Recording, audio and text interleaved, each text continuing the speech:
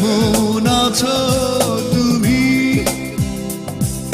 সুখী হতে পেরেছো কিনা জানতে বড় সাধু হয়।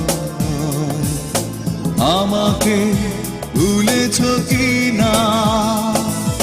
কেমন আছো তুমি?